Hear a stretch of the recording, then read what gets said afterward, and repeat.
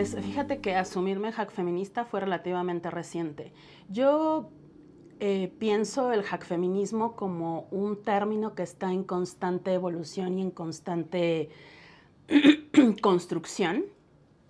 Para mí el hack feminismo ha sido un término que me ha ayudado a entender y también a explicar la conjunción de dos términos o dos cosas que a mí me hacen mucho sentido. Por un lado, el hack o el hacker, ¿no? No pensado como la persona con una capucha y que está ahí metiéndose a tu correo electrónico, sino como esta subcultura del MIT de los 60 que busca saber cómo funcionan las cosas, que tienen como los retos, las problemáticas se ven como retos y que sobre todo han tomado o tomaron una apropiación importante de las computadoras en ese creciente cómputo como lo conocemos ahora. Entonces el término hacker a mí me hizo mucho sentido para pensar las cosas que podemos, no sé, como darle un golpecito y cambiarlas para que funcionen como necesitamos. Y en conjunción con el feminismo, pues bueno, yo me he asumido feminista desde hace algunos años en todo el, no sé, la amplitud que eso significa y también el que estemos feministeando, ¿no? Todo el tiempo, o sea, estamos como cuestionándonos los roles de género, cuestionando las opresiones, pero no solamente en términos de género, sino con otras categorías, ¿no? Raza, clase, lugar en donde habitamos, en fin. Entonces, para mí el hack feminismo es un término en constante evolución, es un término que estamos construyendo, que creo que a últimas fechas acá en México no lo hemos apropiado desde ese término, hack feminismo, aunque ahí por ahí en España la primera vez que lo escuchamos cuando vino a Namju, acá a la Ciudad de México, fue trans hack feminismo, ¿no? Entonces ahí esa evolución o ese cambio está interesante de mirar, de pensar por qué acá nos gustó más el hack feminismo, ¿no? O sea, en ese término en particular. Pero me parece que es, pues sí, me considero así, pues un poco porque otras colegas me han nombrado, porque otras colegas me han asumido así, y en la cultura hacker tenemos mucho esta cosa de no decirte hacker a ti misma, sino esperar a que alguien más te diga hacker. Pero después de mi investigación doctoral me di cuenta que en el caso de las mujeres y las disidencias sexuales, pues es muy importante nombrarse, ¿no? O sea, acá cambia un poquito el juego y es muy importante nombrarse. Y si bien no me considero hacker, creo que sí me gusta el término hack feminista y tiene que ver un poco con lo que he estudiado, pienso y siento, ¿no? Claro, en este sentido, ¿no? Y un poquito ligado a lo que ya estabas comentando ahora, ¿cuándo dirías que nace el hack feminismo en México, ¿no? Ahora estabas hablando de este momento en el que se pone este término, el trans hack feminismo, ¿no? Pero no sé si podrías decirnos, según tú, cuándo nace el hack feminismo aquí. Claro.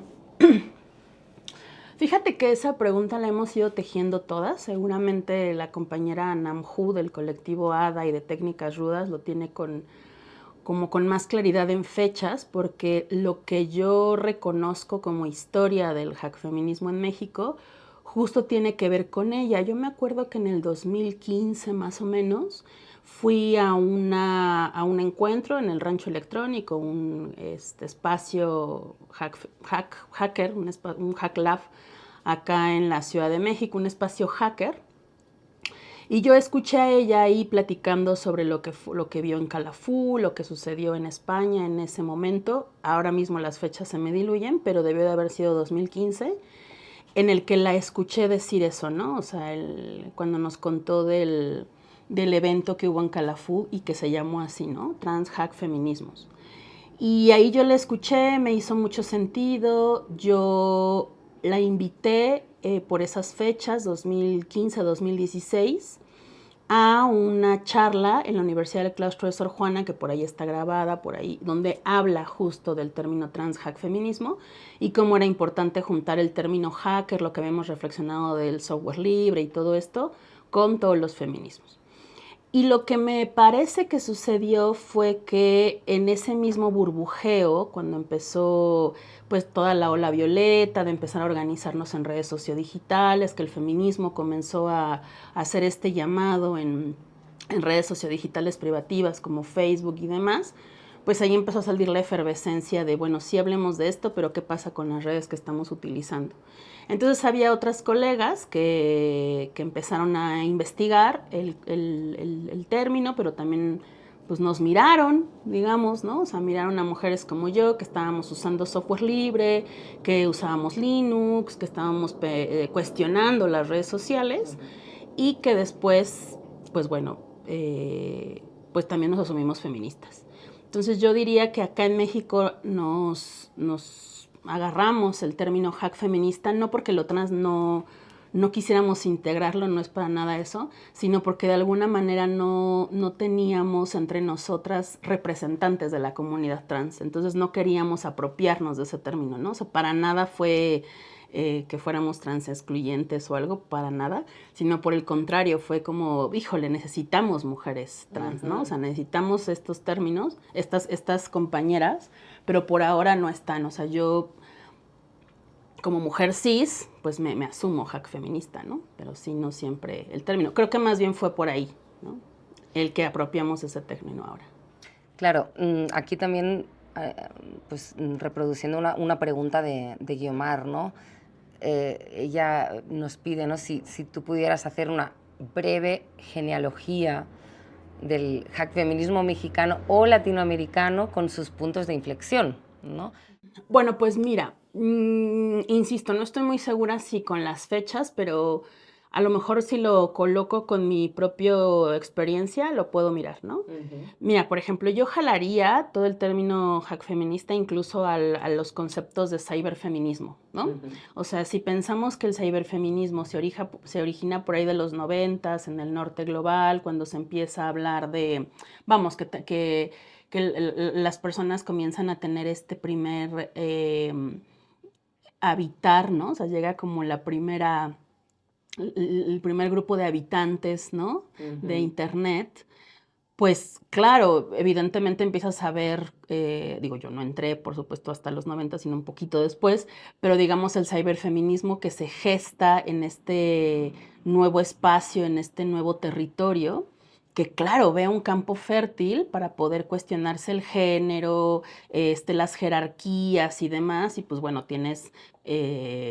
tenemos ahí muchos bueno, más que muchos tenemos a las Venus Matrix, ¿no? Que empiezan a hacer como estas propuestas artísticas de poemas y piezas electrónicas, ¿no? Que empiezan justo a cuestionar el género, a hablar de ceros y unos, ¿no? Y bueno, obviamente eso que se empieza a gestar en los 90s, cuando nace, digamos, el Internet como lo conocemos ahora, pues yo creo que eso ahí va generando un campo de cultivo para que cuando tenemos ya las redes sociodigitales, que ya estamos hablando de los 2008, bueno, yo tuve mi primera cuenta de red social en Twitter como en el 2006 más o menos, pero bueno, yo entro a internet en los 2000, entonces creo que esta experimentación y este poder en ese momento poder elegir o poder decidir quién podía ser en este medio, pues claro, nos lleva a experimentar muchas cosas, tanto personales como políticas, ¿no? Entonces, cuando empezamos a entrar a internet, a las redes sociodigitales, pues igual vemos el boom y decimos, pero ¿qué es esto? Nos podemos comunicar y podemos comunicarnos desde otros lugares, pero además creo que se empezó a ver la potencia política que podían tener estas redes sociales, ¿no? De poder cuestionar a los dirigentes, de poder cuestionar a los que tenían cuentas de estas redes, y empezó a haber una efervescencia interesante, pero ahí es donde creo que están como los puntos de inflexión. Creo que nos encontramos con un grupo de mujeres, o al menos eso detecto yo en México y en Latinoamérica, que ya veníamos de cuestionarnos las redes sociales porque nuestro inicio o nuestro habitar tecnológico atravesó en algún momento cuestiones alternativas, es decir, software libre, empezamos a usar Linux por diferentes razones. En mi caso, yo entré a Linux, empecé a utilizar Linux por la maestría en el 2009, que hice una maestría de diseño y artes visuales con orientación en diseño, y hice una tesis sobre diseño gráfico y software libre. Entonces, yo eso lo veo como un punto de inflexión importante porque detecto que es una cosa que por ahí a todas nos empezó a pasar. No sé si exactamente en esas fechas, pero yo empiezo a detectar que en ese momento no lo veía, pero bueno, ahora a la distancia, que empezamos a utilizar otras cosas, ¿sabes? O sea, empezamos a utilizar algo que no fuera Windows, nos empezamos a relacionar con un grupo de personas, muchos de ellos varones, que estaban por ahí en hacker spaces y demás. Al menos eso fue lo que me pasó a mí. O sea, yo entré al mundo del software libre, conocí que había como todo un mundo, una manera diferente de relacionarse con la tecnología, me pareció fascinante. Y claro, con esa reflexión del código cerrado de todas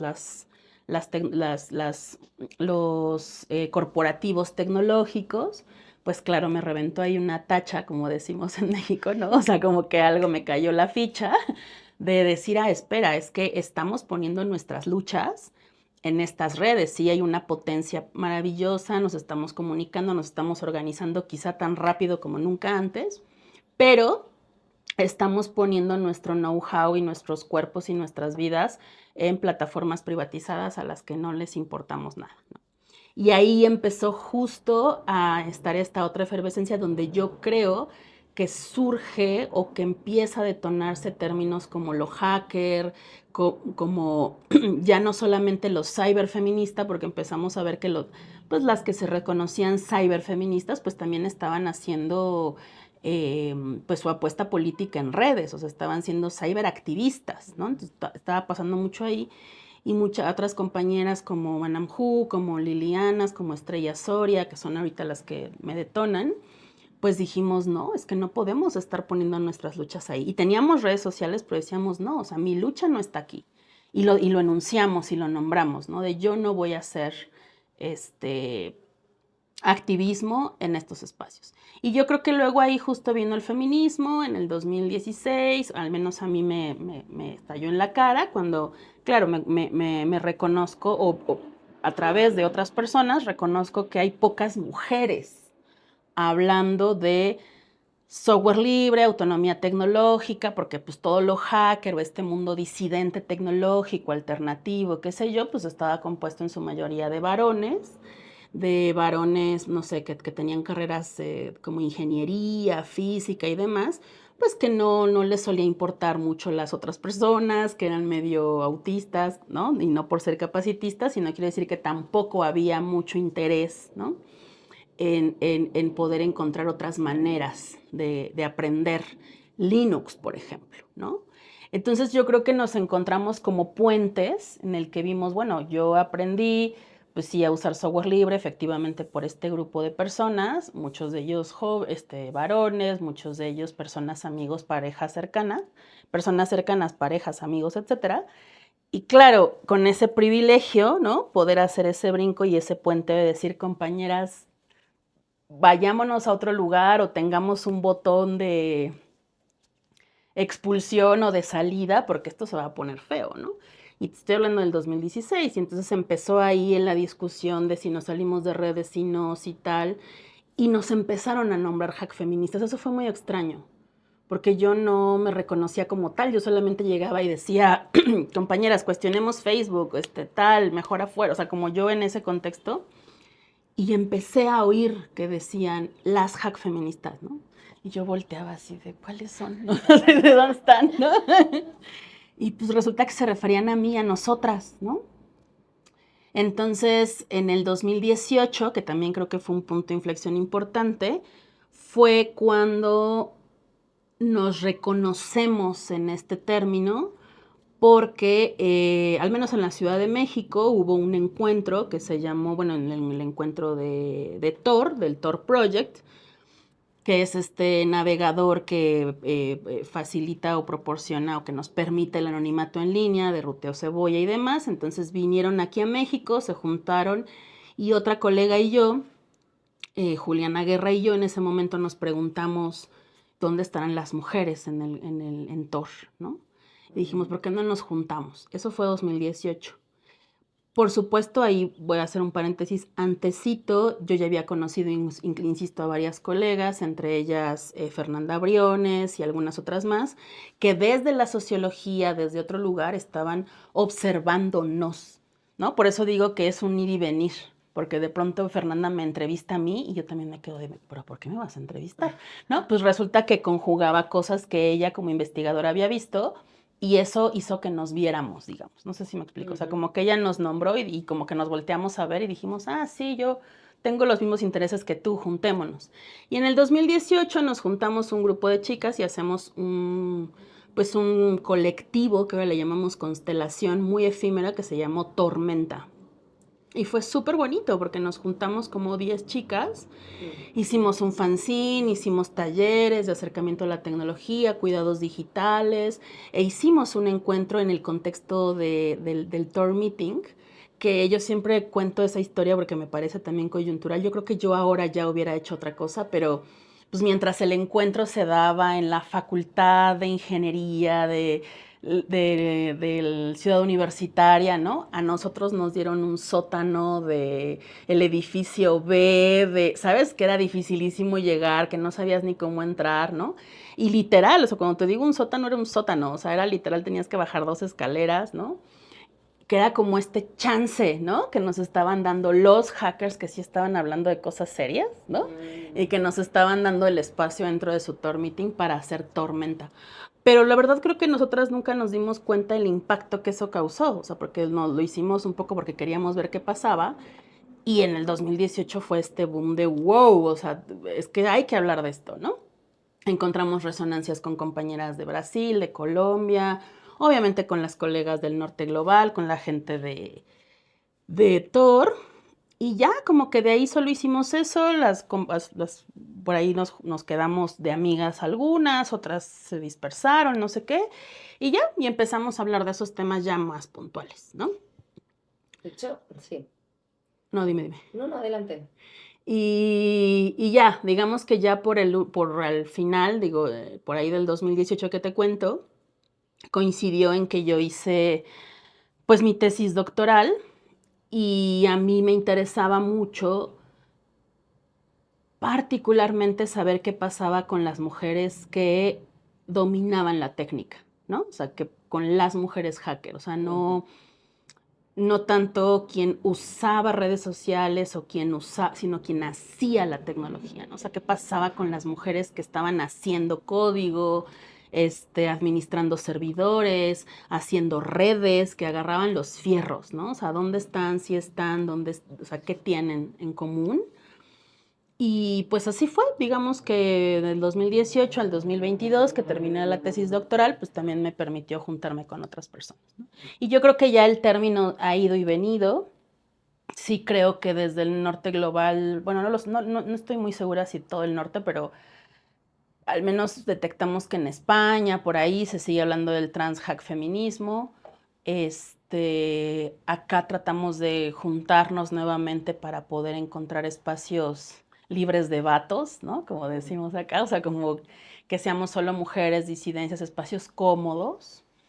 Y ahí vamos, pero sí creo que sigue siendo un poco complicado, sobre todo por el dominio de la técnica y bueno, y obviamente porque pues tenemos que hacer muchas cosas, ¿no? O sea, en Latinoamérica tienes que tener 5 trabajos y aparte hacer trabajo activista es complicado. Pero bueno, no sé si lo amplié demasiado. Está perfecto.